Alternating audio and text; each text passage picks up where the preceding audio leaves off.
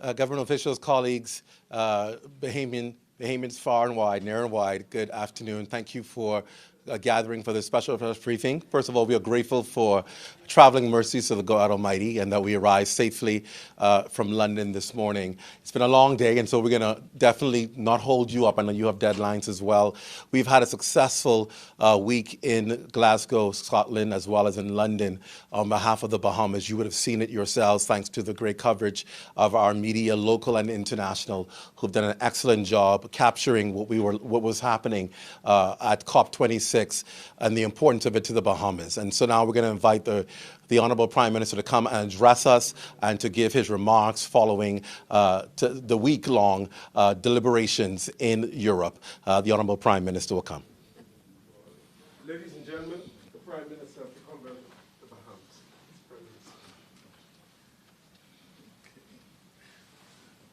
Good afternoon, everyone. Please be seated.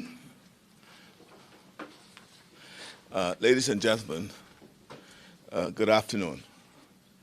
I want to thank you for being here to greet me on my return from the World Leaders Summit, which formed part of COP26, the UN Conference on Climate Change in Glasgow.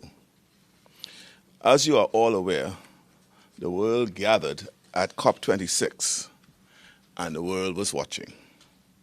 I want to thank the many Bahamians who followed the proceedings and engaged with this global discussion. In our Blueprint for Change document, which was our platform for the election in September, we made numerous references to policies and plans for the growth and development of the blue and green economies here at home. These are all based upon underlying assumptions about the impacts of climate change in the Bahamas. Up until now, although we have made many references in the past few years about our vulnerabilities, we have not spoken so strongly and emphatically about risks for the Bahamas. We did so at COP26, and we will continue to do so as the issues of our lives and our livelihood are increasingly urgent. Even though the conference is still ongoing, and we are still uncertain as to whether there will be the kind of action coming out of it that the Bahamas and other countries are calling for, I am delighted to report that in so many ways, we were well represented. On so many measures, our visit was a success. We made a very strong impact and had the attention of the world. And rest assured, we spoke up loudly and often in promoting the interests of Bahamians and the Bahamas. Before I speak to some of the details, I want you to first of all to understand the scale of the event. Approximately 120 world leaders were present at the summit, and there were a number of forums and events during which we had a chance to make and have a series of meetings. In the wider conference, there were approximately 25,000 delegates. To fully appreciate the scale, understand that it took sometimes 20 to 30 minutes just to walk to some meetings from the other, because they were just in another part of a huge complex. Once you appreciate the scale, hopefully, that gives you an idea of how busy our delegation have been on your behalf. We had formal and informal discussions with leaders and representatives from virtually every continent. I believe pictures of some of them would have been shared back home with you on social media. There are meetings with many of our CARICOM friends in the region: Barbados, Jamaica, Guyana, Suriname, St. Kitts, Trinidad and Tobago, Antigua, just to name a few. I met for the first time the African leaders of the Democratic Republic of Congo, Ghana, Nigeria, Zambia, Togo, and Niger, as well as the Secretary General of the African Association. There were informal meetings with our North American friends, President Biden of the United States, the Prime Minister of Canada, Trudeau, and some of our European friends from the United Kingdom, Prime Minister Boris Johnson, Luxembourg, and others. There was also a formal meeting with a special envoy from China and the Secretary General of the Commonwealth, just to name a few. I mention these just to give you a sense of the number and range of discussions that were held. Apart from the meetings with leaders, there were some significant meetings with prominent organizations such as Nature Conservancy, the Green Climate Fund, and IRENA, which is the International Renewable Energy Agency. Outside of COP26 in Glasgow and in London, we also held conversations with financial and legal bodies to discuss the challenges we are currently facing and to pursue opportunities to support our national development goals.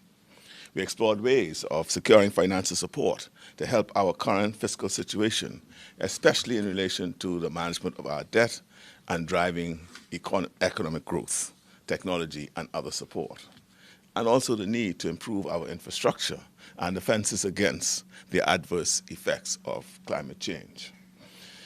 It would not be appropriate for me just yet to provide details of some of these conversations, but we don't want to be premature in any way to embarrass partners with whom discussions are ongoing and promises are not yet concretized, but they were fruitful. Some of the meetings had more specific purposes, such as the workshop on gender and climate change, which were attended by my wife, Anne-Marie, and Daphne, the wife of the Minister of the Environment. And I'm happy to report, coming out of that session, the Office of the Spouse will be incorporating issues of climate change as a top priority going forward. This will support the urgent work we need to sensitize Bahamians to the actions that are needed to make our country more resilient. Just before leaving, I signed a key document called a Nationally Determined Contribution, which now allows the Bahamas to sit around the table when critical decisions are being made, especially as it relates to funding. For example, the Bahamas can now sit at the table when ministers of finance meet to discuss the issues of COP26 and the outcomes. It is deeply regrettable that such things were not done during the past 4.5 years. Whether through ignorance or neglect, it means that the Bahamas lost out of a number of potential benefits, especially in terms of financial support, which only now is becoming available. Outside of the specific objectives of COP26, being in the company of so many world leaders, it was immediately clear to me that a critical objective we had to satisfy was to restore confidence in the government of the Bahamas. We forget that the international community, both governments and private sector, are following things that we say and what we do here. They have taken note not just of our economic situation, but also of how we arrived here and are baffled by some of the decisions made during the previous 4.5 years. They have taken notes of the previous government's response to the COVID-19 pandemic and how that has contributed not only to the ongoing health crisis, but also to the economic crisis. When we sit alongside the previous government's, when we set alongside the previous government's decision not to attend COP26 and make no preparation for it, it is easy to understand why other countries did not find it easy previously to fully engage with us. I say to all Bahamians, we must be mindful of what we say and do in public life. The world is watching, and what they see and hear informs decisions about whether they want to do business in the Bahamas. There are other wider successes from COP26. I invited a number of world leaders to attend the upcoming celebrations for our 50th anniversary of independence. Amongst those to say yes, I was pleased that Prince Charles was very enthusiastic about the invitation. Likewise, his son, Prince William, both of whom indicated that either one of them will attend functions leading up to the actual date of our 50th anniversary. I found this was a kind gesture on their behalf to consent to it because, as you may be aware, Prince Charles represented the Queen at the original inauguration of our independence in 1973. So this, I thought, was a wonderful gesture. As the days and weeks move forward, we will be releasing more news from COP26. Our technical team are still there until the end of the conference, which ends on the 12th of November. They will be making big presentations, and in particular, make a presentation with Hurricane Dorian on November 19th, and we keenly await the response to that event. Finally, I'm deeply humbled and grateful for the strong, positive reception from around the world to the statement I made at the World Leaders on Tuesday. This led to excerpts being widely quoted around the world and requests for a number of interviews by major media outlets, especially those in the UK, to which I consented to at least 3. Of all the statements and the commentary made on the day, I was especially flattered that the global media heavyweight Bloomberg used an extract from my speech as a quote of the day. But those accolades are not mine. They are for you, the Bahamian people, whose voice now rings loudly on the international stage. This is how you gain friends and extend influence. We expect that the opportunities coming out of this trip will be amplified for many years to come. We have learned a lot and must now use all that we have gained to inform and improve all that we are doing to bring about the new day for the Bahamian people. Finally, I wish to thank colleagues at the Ministry of Environment for their technical support before and during the trip, as well as the Minister of State, Basil McIntosh, in the ministry, and my Parliamentary Secretary, Leon Lundy, who attended the COP26 with me. My thanks also go to the High Commissioner Greenslade in London and his Vice Consul, who worked tirelessly and hard for these past few weeks and during our stay to facilitate so much for us. Thanks also to the members of the media who attended. We are extremely grateful for all your efforts in keeping the Bahamian people informed about this monumental global event. And finally, my thanks to the Deputy Prime Minister and all members of government who have kept the ship of state running while we have been away. Although I've been kept abreast of all that has been taking place, I look forward to getting back to work. Thanks again for attending today, and I will now take a few questions. Yeah. Mr. Davis, leading up to COP26 and even there have been protesters there who were present, and world leaders have expressed concern that perhaps this could be another meeting attended by world leaders and nothing comes out of it. How are you feeling leaving COP26? Were any agreements reached? The technical groupings are taking from statements made to come up with a document to identify the outcomes from the meeting. So that's an ongoing process as I speak. But I can say the cynicism being expressed by the protesters has merit. As I mentioned and continue to mention in my interviews in London, this is the 26th COP meeting. So there were, how many more? 25 prior to that. But yet still, in the last year or two, we had the most wildfires recorded in history. Flooding, droughts, and mudslides are increasing as opposed to being lessened. Hurricanes are more intense and stronger. So what have they been doing over the last 26 years? That was the message I was attempting to send as well. The time for action is real, and that action is not tomorrow. That's needed today. As I indicated to them, our yesterday is there today, and it's like it is all of our tomorrow if nothing is done now. So I think the message from the Bahamas was well received and accepted and followed, I guess, and was expressive of what protesters were saying at the conference. And I'm an optimist. So we hope that the words spoken will not be just words. And I indicated, I can't remember which one of the leaders I was talking to. It might have been Prime Minister Johnson. I said, look, you know, COP26 and the other COPs prior today, we've become just like NATO. No action, talk only. Prime Minister Davis, welcome back. Firstly, Devontae Hon from Eyewitness News. Thank you. Like you said, the time for action is now. What are some of the things that your government is looking to do at the local level to fight against climate change? Well, first of all, we need to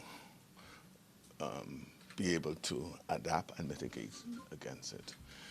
We have to, one of my priorities now, which I also brought in my conversations in the bilaterals I was having, is the fact that our country, the Bahamas, an ocean state, is a carbon sink and perhaps absorb more carbon in the world than most other countries because of the vastness of our ocean and seagrass and mangroves, right? But and for that we need to get something for it. We have to monetize what that is worth and ensure that becomes a revenue stream for us. So those are being now worked out by the technical team as to how we can do that. We have to assess its worth, assess, for example, the extent of the seagrass. We lost some mangroves following Hurricane Dorian, how we reseed and regenerate the mangroves that we have. Because there's that challenge now because of Dorian, a lot of the seedlings that usually drop from the mangroves are no longer there because they've been washed away. So there are a number of steps we'll be taking from the environmental point of view. Minister McIntosh was in several discussions as to how that's going to be done. And then more importantly, we need to sensitize the funding mechanisms from COP to what I call the blue carbons, which they have not been paying much attention to, but which we highlighted along with the Commonwealth Secretariat,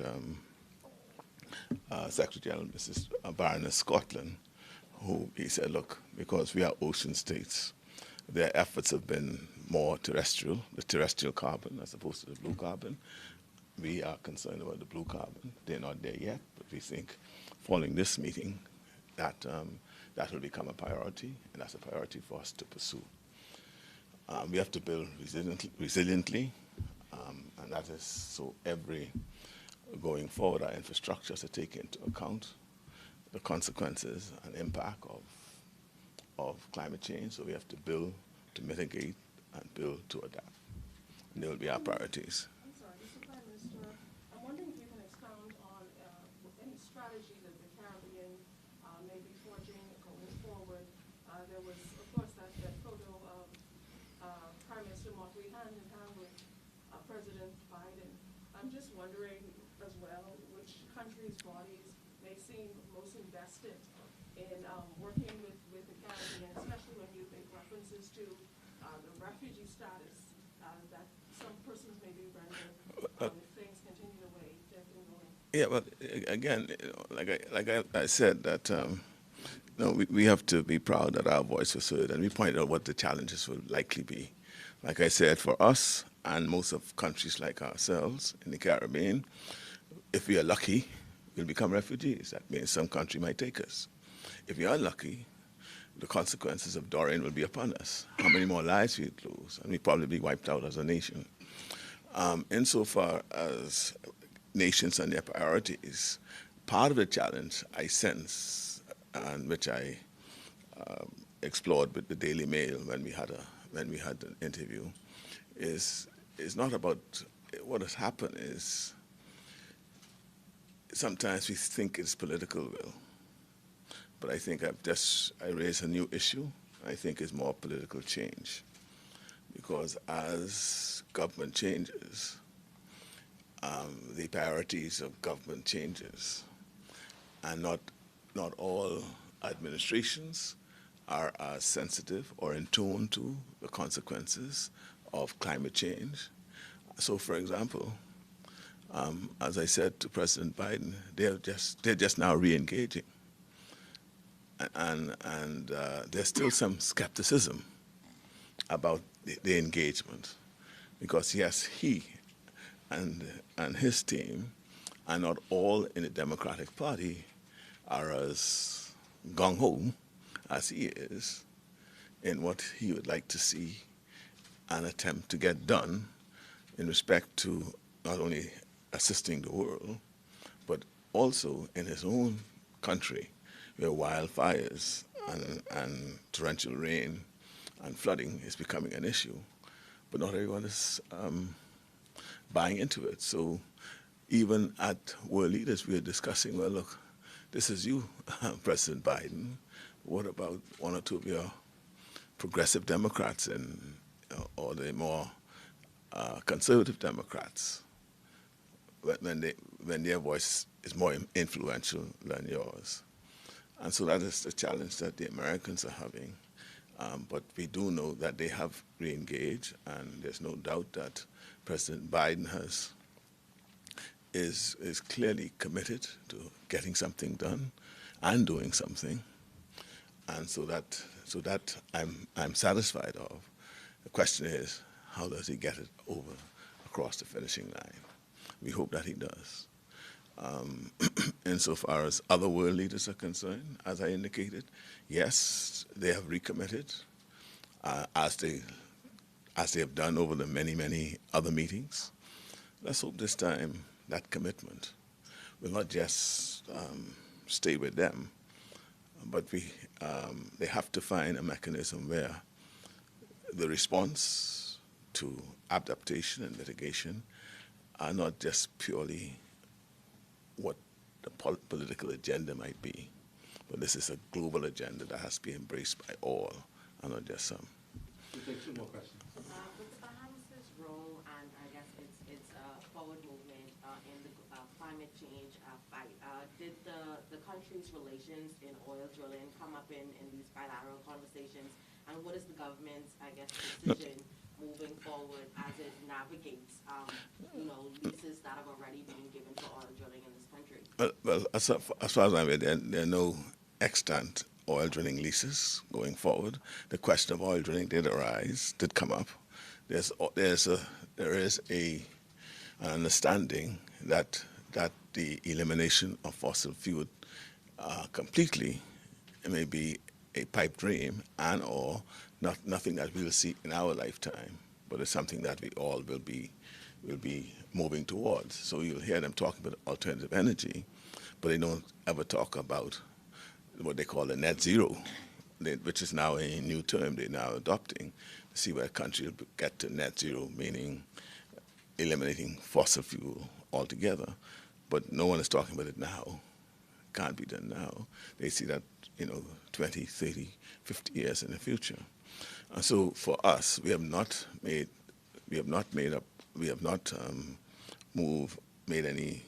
reviewing the situation.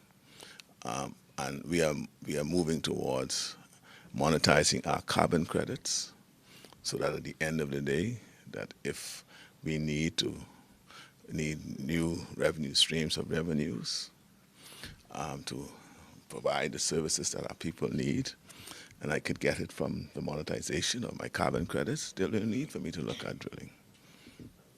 One final question. Yeah, this piggybacks off that. The question was posed to Mr. McIntosh in one of the conferences. But can you definitively say what the Davis administration position is on oil drilling?